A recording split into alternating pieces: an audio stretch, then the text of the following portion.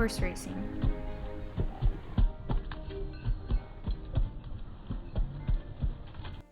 Racing a horse for sport began centuries ago when knights brought horses back from crusades, using them for entertainment, business, and transportation. Today, the sport has become a billion-dollar industry in which thoroughbred owners win money for breeding, racing, and selling of future racehorses. Well, the racetrack has its pros and cons, but they created a beautiful animal called the thoroughbred.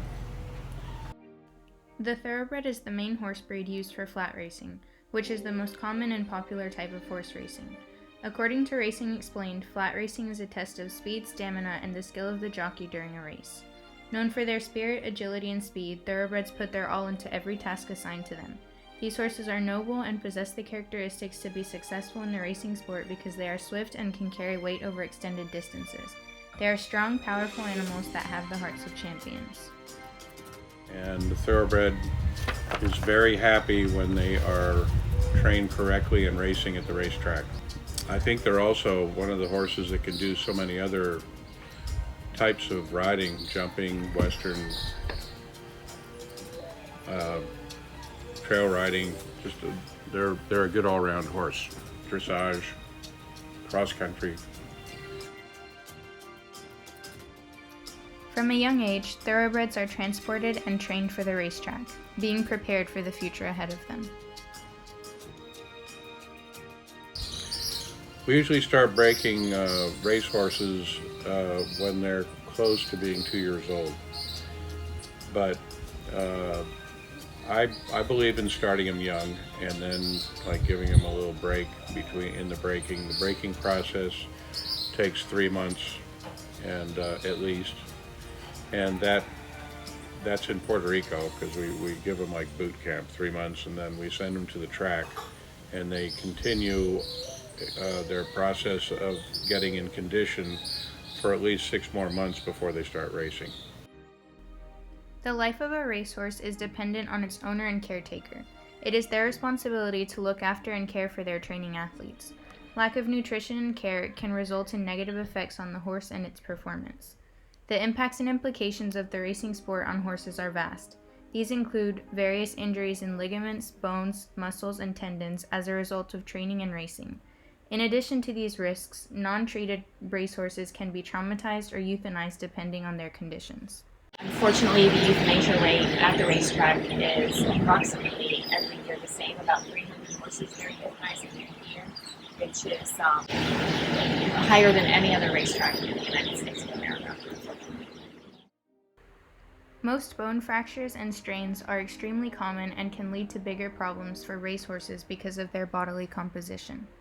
It's like their tunnel vision on a horse at the track. They're looking at the legs, the horses are going faster, and a lot of little things can start up that could turn out to be really bad things for their body, especially their legs if you don't watch it. So here at the farm we don't ever go that fast, so the horses never have get bowed tendons or fractures and stuff like that.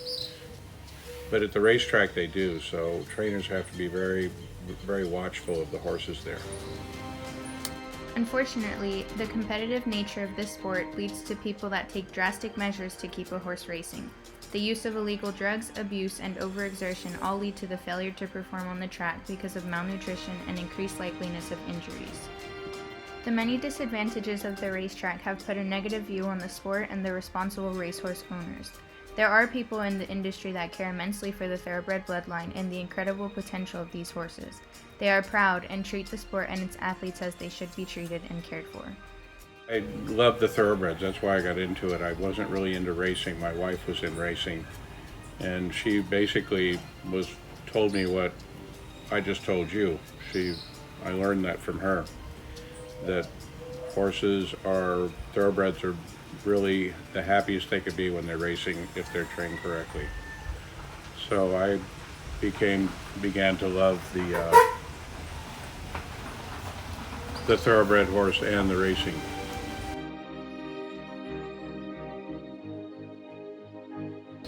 All of our horses A lot of them come back here. Some of them don't make it back here because we lose track of them. If in racing they get into claim races, so other owners claim the horses from us, and sometimes we get them back, and sometimes we don't. But if we get them back, we kind of stay with them until the end. However, once racing careers have ended, not many racehorses retire to peaceful pastures and caring families. A saying that I hear all the time at the racetrack is just one more race. And it seems to be not just here in Puerto Rico, it's all across the United States, Europe, and racetracks. People always feel that, oh, just one more race, let's just see if we can get some more money out of the horse. And I find what's happening is because they just give these horses these one more races all the time, when they're injured, it gets to the point when by the time we get them in the aftercare, they just don't have, they have so many lesions that it's a lot harder to find in homes. So I think probably that's what I would like to see happening more. People start to retire their horses sooner. So when they do come into aftercare and they have the option of a second chance at a new career, whether it be dressage, jumping, trail riding, school horse, that at least they're not so injured and so limited. There are many organizations that take the initiative to rescue racehorses off the track to be given a well-deserved second chance after their life while racing. Caribbean Thoroughbred Aftercare is an example of the organizations that seek new beginnings for thoroughbreds that are no longer racing. Caribbean Thoroughbred Aftercare is a nonprofit organization here in Puerto Rico. We are the only thoroughbred aftercare in the whole of the Caribbean. So we try to help horses in St. Thomas, St. Croix, Tortola, St. John, and of course in Puerto Rico.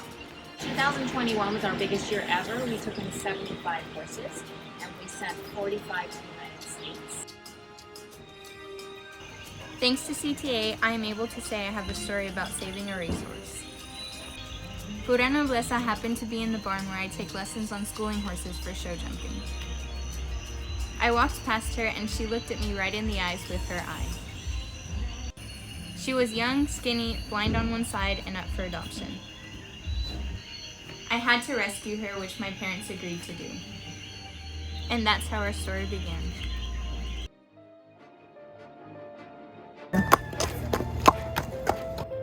Months went by and all I did was try to stay in the saddle while she bucked and bolted around the arena. Retraining a racehorse for my sport was harder than I ever imagined.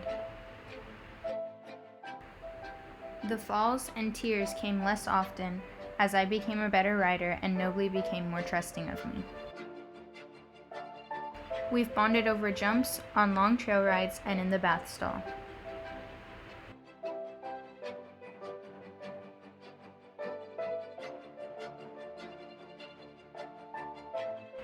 I know she loves Granny Smith apples but is allergic to berries.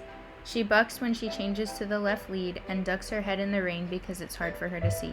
She loves to run free in the paddock but will still come to me when I call. Nobly knows when I just need a little nudge or an ear to listen. She gives me kisses when I'm down but makes me laugh when she eats her hard-earned ribbons at competition. I can see in her eye that she is grateful for the life we shared together. We have a long way to go, but she will always be my champion. I share my story in hopes that others will be inspired to rescue a racehorse and find that same incredible, unexplainable bond with such a worthy, noble animal. If adoption is not an option, there are nonprofit organizations like CTA that need donations to help save these unbelievably strong souls that are born to race and destined to survive. Well, as being a 501c3, of course we run 100% off of donations. So, of course, financial support is our number one problem, and supplies. People can support by donating or donating supplies or donating their time. Our farm is 10 acres and there's always things to do around here. So if anybody ever wants to donate, they can go to our website at www.ctahorse.com, or they can look us up on Facebook, Caribbean Thoroughbred Aftercare. This is the subject of my 10th grade personal project, but will be a subject I will be dedicated to and passionate about my entire life. Who could forget their first horse, a forever heart horse?